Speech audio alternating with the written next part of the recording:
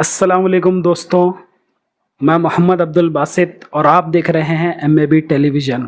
दोस्तों, ये मेरा पहला कैमरे के सामने वीडियो है। इससे पहले मैं वॉइस ओवर वीडियोस बनाता था, लेकिन पहली दफ़ा मैं कैमरे के सामने आ रहा हूँ। इससे पहले मैंने गुलबर्गा की हिस्ट्री पे वीडियो बनाया था, जिसको आप सब ने बहुत प्यार दिया और ज़्यादातर लोगों ने देखा और बहुत लोगों का कहना था कि वो इजी लैंग्वेज में उसको बनाएं, क्योंकि मैं उर्दू में ज़्यादा वीडियोस बनाता हूं और उर्दू में वीडियोस बनाने में मुझे मज़ा आता है। लेकिन आप लोगों के कहने पर उसको इजी उर्दू में कन्वर्ट करके मैं वही स्क्रिप्ट को फिर से बना रहा हूं। तो उम्मीद है आपको वीडियो पसंद आएगा और वीडियो में आखिर तक बने रहिए। चलिए वीडियो शुरू करते हैं। शहर गुलबर्गा रियासत कर्नाटक का एक तारीख़ी शहर है।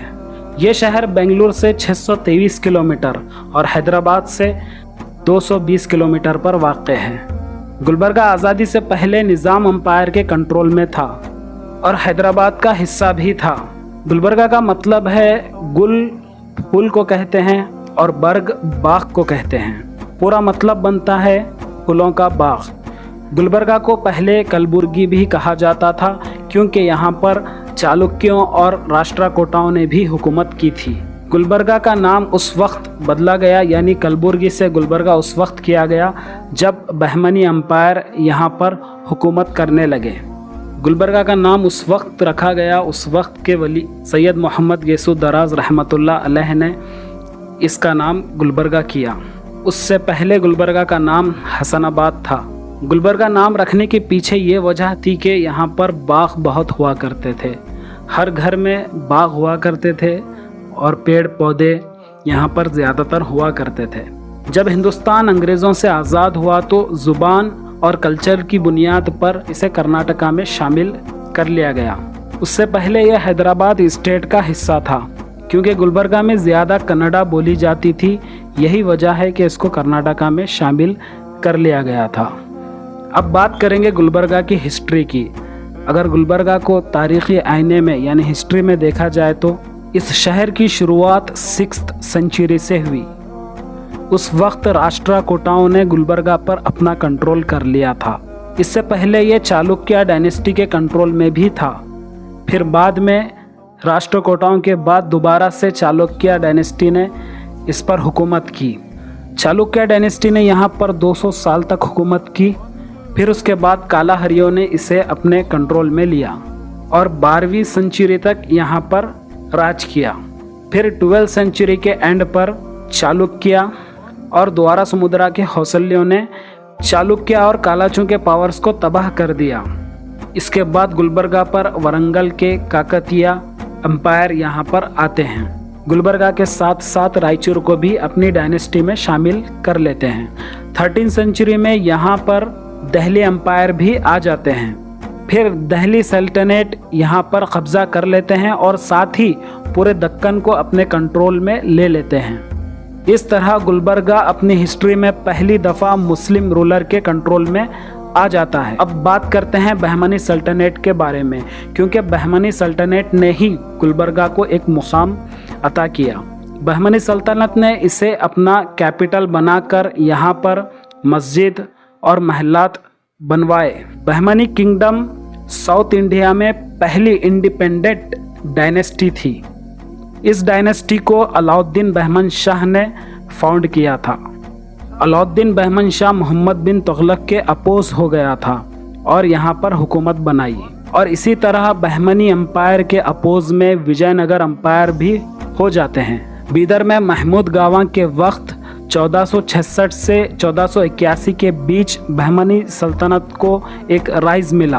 1518 के बाद बहमनी किंगडम 5 पार्ट में डिवाइड हो गई, यानी बहमनी किंगडम के 5 हिस्से हो गए। पहली अहमदनगर की निज़ाम शाही, दूसरी गोलकुंडा की कुतुब शाही, तीसरी बीदर की बरीद शाही, चौथी बर्रार की इमाद शाही और 5वीं आखिरी बीजापुर की आदिल शाही हुकूमत शामिल हैं। इन सभी डायनेस्टी को मिलाकर सल्तनत दक्कन कहा जाता था। 1347 में अलाउद्दीन बहमन शाह गुलबर्गा को अपना कैपिटल बना लेता है। उस वक्त गुलबर्गा का नाम हसनाबाद था। अहमद शाह वली ने 1424 में बीदर को अपना कैपिटल बनाया। लेकिन इसके बाद बहमनी किंगडम का डाउनफॉल शुरू हो जाता है। यही वजह थी कि बहमनी किंगडम 5 हिस्सों में बट गई थी। इसके बाद गुलबर्गा के कुछ पार्ट्स सल्तनत बीदर और सल्तनत बीजापुर के कंट्रोल में थे। फिर बहमनी किंगडम के डाउनफॉल के बाद 1687 में यहाँ पर मुग़ल अम्पायर औरंगज़ेब ने कब्जा कर लिया। 17वीं सेंचुरी में औरंगज़ेब की जीत के साथ ही गुलबर्गा में मुग़ल बादशाह औरंगज़ेब की हुकूमत बन जाती है और पूरे दक्कन पर औरंगज़ेब का कंट्रोल हो जाता है। अब बात करते हैं गुलबर्गा हैदराबाद स्टेट में कैसे शामिल हुआ। जब 18वीं सेंचुरी शुरू हुई उस वक्त के मुग़ल सल्तनत के जनरल आसिफ जाह, उस वक्त औरंगज़ेब के ये जनरल थे। आसिफ जाह ने गोलकुंडा पर अपना कंट्रोल कर लिया और साथ ही गुलबर्गा को हैदराबाद स्टेट में शामिल कर लिया। 1947 में जब हिंदुस्तान को अंग्रेज़ों से आज़ादी मिली तो उस वक्त हैदराबाद स्टेट इंडियन यूनियन में मर्ज हो गया। फिर 1956 में गुलबर्गा को आंध्र प्रदेश से अलग करके मैसूर स्टेट में शामिल कर लिया गया। फिर बाद में कर्नाटक का स्टेट बनता है और गुलबर्गा को कर्नाटक का स्टेट में शामिल कर लिया जाता है। अब बहमनी सल्तनत के हिस्टोरिकल मॉन्यूमेंट्स की बात करते हैं जो गुलबर्गा में हैं। गुलबर्गा में बहमनी सल्तनत का किला जो मौजूद है अब काफ़ी ख़राब हालत में है, लेकिन किले के अंदर मौजूद जामिया मस्जिद आज भी अच्छी है और आज भी यहाँ पर 5 वक्त की नमाज पढ़ी जाती है। जामिया मस्जिद को मॉरिश इंजीनियर ने बनाया था। इस जामिया मस्जिद को 14वीं सेंचुरी से 15वीं सेंचुरी के बीच में बनाया गया। इस जामिया मस्जिद का मॉडल स्पेन के कुर्तबा में मौजूद एक मस्जिद से मिलता है। गुलबर्गा की जामिया मस्जिद साउथ एशिया की शानदार मस्जिद मानी जाती है। इसे उस वक्त के बादशाह मोहम्मद शाह अव्वल ने तामीर किया था। गुलबर्गा 1327 से 1424 तक बहमनी सल्तनत का कैपिटल रहा। उसके बाद गुलबर्गा से बहमनी सल्तनत ने अपना कैपिटल शिफ्ट करके बीदर में बनाया, क्योंकि उस वक्त बीदर का क्लाइमेट काफ़ी अच्छा था। गुलबर्गा में गर्मी ज़्यादा थी और आज भी है, क्योंकि बीदर एक ठंडा मुकाम है। उसके पीछे वजह यह है कि बीदर सी लेवल से हाइट पर मौजूद है।